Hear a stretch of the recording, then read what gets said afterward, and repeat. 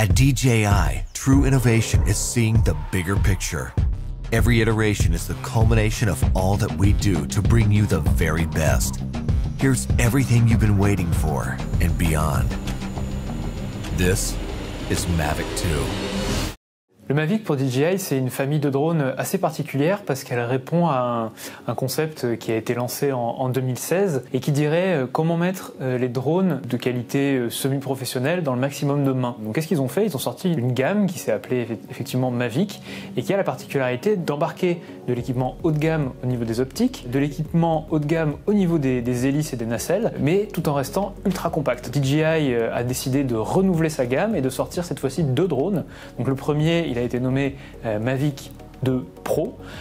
Pourquoi? Parce qu'il a été conçu avec le constructeur d'optique Hasselblad, qui est plutôt orienté pour la vidéo, mais surtout pour la photographie aérienne, et le Mavic 2 Zoom, qui nous intéresse parce que c'est un peu un ovni en fait. C'est un drone auquel DJI a ajouté un zoom optique. Et pourquoi c'est intéressant avec un drone? Parce qu'un drone c'est bruyant, un drone ça peut être dangereux, et un drone surtout il ne faut pas l'approcher de choses qui peuvent mettre lui en danger. Donc que ce soit des animaux, des humains, des monuments, des structures. Donc ça c'est un zoom 24-48, donc qui permet de zoomer 2 fois en optique et encore 2 fois avec un zoom numérique. Ça permet donc de vous éloigner et de voir les objets de beaucoup plus loin. Ça va permettre également une autre chose qui est assez intéressante, c'est que l'application est extrêmement bien faite. Donc l'application de DJI, c'est une application que vous avez sur votre smartphone qui se branche à la radiocommande du drone, et c'est là-dessus que vous voyez le retour caméra et vous avez des fonctionnalités. Donc on va trouver un mode où le drone va par exemple partir en l'air hyper vite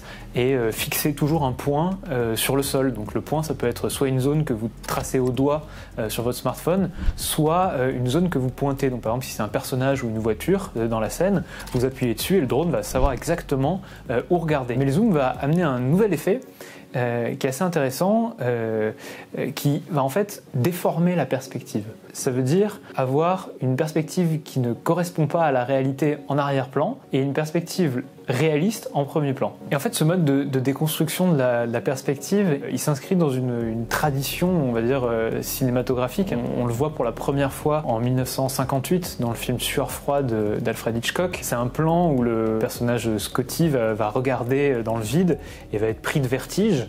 Et en fait, c'est un plan où du coup Hitchcock va filmer en reculant tout en zoomant, et ça va donner une sorte de sensation de malaise. En fait, elle a été utilisée donc la première fois en 58 et utilisée par pas mal de réalisateurs ensuite. On a des exemples chez Spielberg, chez les sœurs Wachowski dans les Matrix. Le problème de cette technique, c'est que elle repose sur la nécessité d'avoir un matériel professionnel, souvent très lourd, souvent très coûteux, parce qu'il faut pouvoir synchroniser un travelling avec un zoom. Pour en revenir au Mavic de zoom, c'est qu'en fait, lui fait tout seul. C'est ultra simple de faire ce travelling contrarié, comme on l'appelle, en appuyant simplement sur une touche. Avec DJI, on est vraiment dans la catégorie des drones accessibles, c'est-à-dire que quelqu'un qui n'a jamais volé, je dirais qu'en 10 minutes, il sait déjà faire des plans plutôt jolis, vraiment réussis. Il y a très peu de risques de se planter avec un drone DJI, et d'autant plus avec ces derniers Mavic. Surtout, le drone ne va jamais foncer dans un obstacle. De lui-même, il va les éviter. Il va même se dire parfois quand il atterrit, il va nous dire « Vous êtes bien sûr de vouloir atterrir ici parce que moi je